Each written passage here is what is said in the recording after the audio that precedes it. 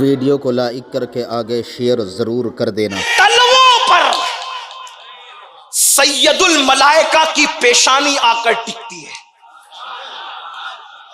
بنگلور والوں اور گرد و نواح سے آنے والوں، شاید تم نے اس کی نزاکت کو نہیں سمجھا۔ حضور کے تلوے اور سدرۃ المنتہا کے مکی کی پیشانی، توجہ تو کریں، کیا ہے نبی؟ شان نبوت کیا ہے؟ کسی نبی کو بھی یہ شان نصیب نہیں ہو جو میرے آقا کو ہے کہ جبریل امین اپنی پیشانی نبی کے تلووں پہ رکھتے ہیں۔ اور اس کی منظر کشی اہل سنت کا امام کیا کرتا ہے، ذرا اس کو سنیں۔ کہتے تاج سر کے اوپر جو رکھا جاتا ہے اس کو کیا کہتے ہیں؟ ہاں، اور اس تاج کے اندر موتی ہوتے ہے نا، اور موتی بھی کہاں ہوتا ہے؟ ایک دم تاج کے اوپر، یعنی سر پہ تاج اور تاج کے سر پر موتی ہوتا ہے۔ اس کو سمجھا؟ بات سمجھ میں آ گئی؟ حالانکہ یہ پڑھے لکھے لوگوں کا علاقہ ہے، دکن کا علاقہ، یہاں زیادہ سمجھانے کی ضرورت نہیں ہے۔ یہ شہر گلستان ہے بنگلور، پڑھے لکھے لوگ رہتے ہیں، سمجھے؟ جبریل امین سدرا کا مکین، اس کے آگے کوئی جا نہیں سکتا۔ اس سدرا کے مکین کے سر پہ تاج، تاج کے سر پہ موتی۔ اب ذرا تخیل کی پرواز دیکھیں، کہتے تاج روح القدس کے موتی جسے سجدہ کرے، توجہ کریں، اس کو فکر رضا کہتے ہیں۔ کیا تاج ہے؟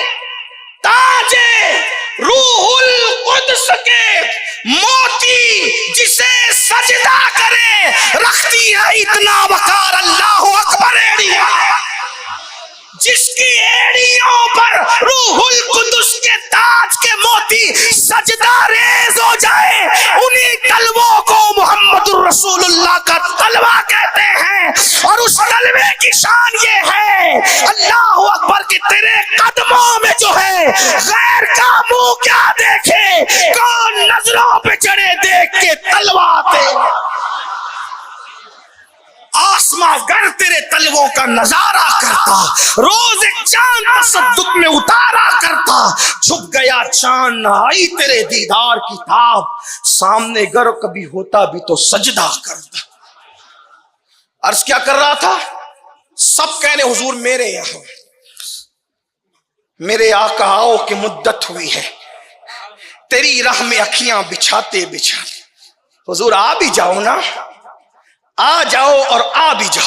علامہ جامی نے جب حضور کو دعوت دی کہ حضور آئے ہیں، تو پھر اپنی غریبی خیال آ گئی۔ حضور میں تو غریب ہوں، اگر آپ میرے پاس آئے تو غریب بھی ہوں اور گنہگار بھی ہوں، کروں گا کیا؟ تو کہتے ہیں چو سوئے من گزر آری، چو سوئے من گزر آری، منے مسکیز ناداری، فدائے نقش نالینت کنم جا یا رسول اللہ۔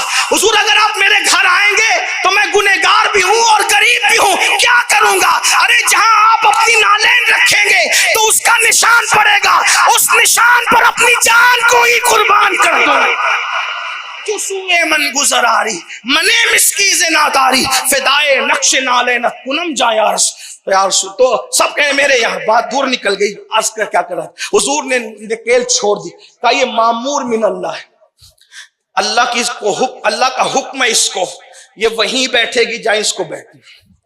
اور دنیا نے دیکھا، بھائی وہ اونٹنی تھی نا، اونٹنی تو کہیں بھی بیٹھ سکتی تھی، کسی یہودی کے کسی ظالم کے گھر جا کے بیٹھ جاتی اور معاذ اللہ وہ کہہ دے کہ میں نے نہیں بھی لینا حضور کو گھر میں، لیکن حضور جانتے تھے، حضور بیٹھ گئے نا اس پر،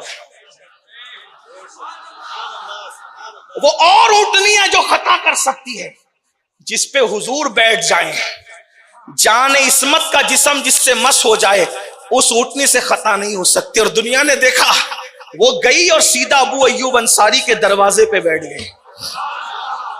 اب آپ بتائیں، جان عصمت جس اونٹنی پر بیٹھ جائیں تو وہ اونٹنی خطا نہیں کرتی۔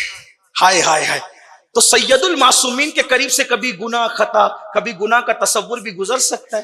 نہیں، اور ہرگز نہیں، ہے نا؟ لیکن حضور جب نماز کا سلام پھرتے تو کیا کہتے ہیں؟ استغفر اللہ، استغفر اللہ، استغفر۔ آپ غور کریں، اس سے کیا پتا چلا، کیا معلوم ہوا؟ کیا پتا چلا؟ حضور نماز پڑھ کے استغفار کرتے. توجہ ہے آپ؟ اللہ کے رسول نماز پڑھ کے استغفار، اور ہم گناہ کر کے بھی. سوچو کہاں سید المعصومین کی نماز. حضور کا سو جانا بھی ہماری عبادتوں کی طرح نہیں ہے نا. ہماری عبادتیں حضور کی نیند کی طرح بھی نہیں ہو سکتی. ان کا سونا اور ہے. ارے عالم کا سونا اور ہے تو سید العالمین کے سونے کا عالم کیا ہو؟ تو حضور کیوں استغفار کرتے تھے نماز کے بعد؟ تعلیم امت کے لیے. پتا چلا اے بندے تو نماز کے لیے تو کھڑا ہے لیکن تو نماز پڑھنے کے قابل نہیں. تو نماز کی تلافی کے لیے بندہ استغفار کرے، توبہ کرے، اللہ جیسا حق تھا میں ویسا حق کی بات. تو آپ مجھے بتائیں مسلمانوں کہ جب بزرگان دین نیکیاں کر کے توبہ کرتے تھے اور اتنا ڈرتے تھے، اور ہم گناہ کر کے نہیں ڈرتے، تو یہ جو تباہیاں کیا ہے؟ تو میں بات سمیٹ لوں اپنی. کیا کہہ رہا تھا کہ آدمی جو کچھ کر رہا ہے، محنتیں کر رہا ہے، کوششیں کر رہا ہے، کاوشیں کر رہا ہے، کیوں کر رہا ہے؟ بچوں کا بھلا ہو، بچوں کا بھلا ہو. لیکن یاد رکھنا گناہ سے 7 پشتیں تباہ ہوتی. خاندان میں اگر ایک آدمی گناہ کرے نا 7 پشتیں تباہ. سن لے حدیث الزواجر میں ابن حجر لکھتے ہیں، ساتھ میں کتاب کا حوالہ بھی پڑھ رہا ہوں تاکہ اگر آپ چیک کرنا چاہیں تو جا کے چیک کریں. مفہوم پڑھ. اللہ پاک فرماتا ہے حدیث قدسی میں کہ جب تم میں سے کوئی میری فرما برداری کرتا ہے تو میں اس کو اپنا محبوب بنا لیتا ہوں، اور پھر اللہ فرماتا ہے میں اس کو برکتیں عطا کرتا ہوں، بہت برکت دیتا ہوں، بہت برکت. اور یاد رکھنا ہمارے پاس کثرت ہے، برکت نہیں. اور کثرت اور برکت میں فرق ہے. کچھ لوگ کیا ہوتے ہیں میں کروڑ پتی ہوں، لکھ پتی ہوں، اربوں پتی ہوں، خربوں پتی ہوں. میرے بھائی تیرے پاس کثرت ہے، برکت نہیں. کثرت ہو کر بھی آدمی پریشان رہ سکتا ہے لیکن برکت میں آدمی پریشان. کثرت اور برکت کا فرق واضح صرف بہت مختصر میں پتا چلے گا. کتے درجنوں میں پیدا ہوتے ہیں، کثرت ہے. بکریاں 2-3 ہی پیدا ہوتی ہے، برکت ہے. تو آپ کو کہیں کتوں کا ریوڑ نظر نہیں آئے گا، آپ کو ریوڑ ہمیشہ بکریوں کا نظر آئے گا، جبکہ لاکھوں لاکھ روز ذبح ہوتی ہے بیچارے. برکت. دوسری بات سن لیں، یزید کم و بیش 8 بیٹے چھوڑ کے مرا تھا، کثرت تھی. امام حسین ایک بیمار چھوڑ کر گئے تھے، برکت تھی. آج آل یزید نظر نہیں آتی، اولاد حسین نظر آتی. یہ کثرت اور برکت کا فرق. مسلمانوں کا کوئی محلہ موجود نہیں ہے جہاں پر اولاد حسین موجود ہے. اگر چیک کرنا چاہیں تو سر پہ قرآن دے کر سب سے پوچھو آل یزید اتنے کتنے ہیں.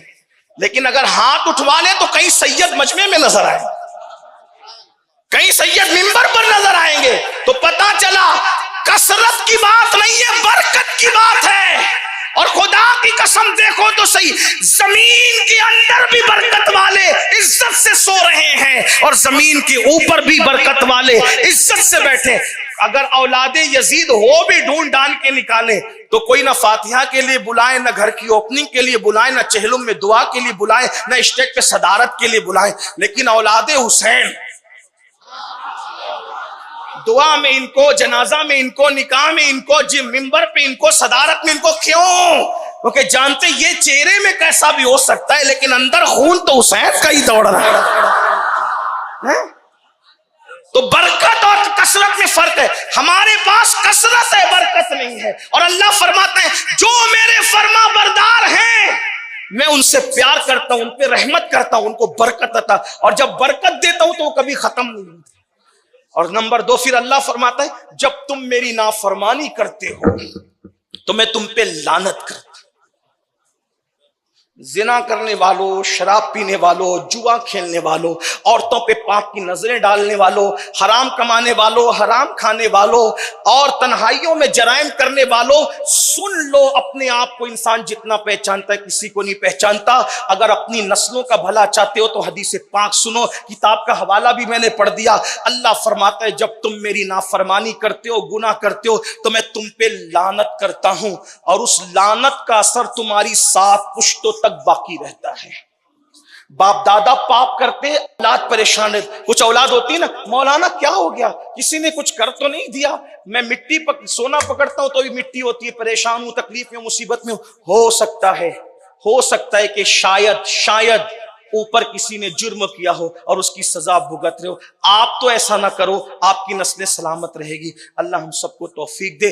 گفتگو کے درمیان کوئی غلطی ہو, گناہ ہو تو اللہ معاف فرمائے, اور اللہ ہم سب کو گناہوں سے سچی توبہ کر کے نیکیوں کی طرف آنے کی توفیق عطا فرمائے. استغفر اللہ ربی ان ربی لغفور الرحیم. یہاں بھی اذان ہوگی اور عشاء کی جماعت یہیں پر قائم ہوگی, اور عشاء کی نماز کے بعد انشاءاللہ حضور قبلہ امیر سنی دعوت اسلامی قائد محترم کا انقلاب آفری خطاب آپ اور ہم سب سماعت کریں گے. پھر اس کے بعد ذکر اور دعا انشاءاللہ. آپ کو جانا نہیں, یہاں موجود رہنا ہے.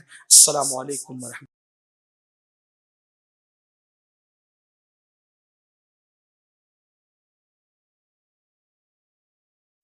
ویڈیو اگر اچھا لگا ہو تو لائک کر کے آگے شیئر ضرور کر دینا, اور اس ویڈیو کو ثواب کی نیت سے اپنے دوستوں کے ساتھ واٹس ایپ فیس بک گروپ پر ضرور شیئر کر دینا, تاکہ اس کا صلہ اللہ تعالیٰ آپ کو ضرور عطا فرمائے. اللہ حافظ.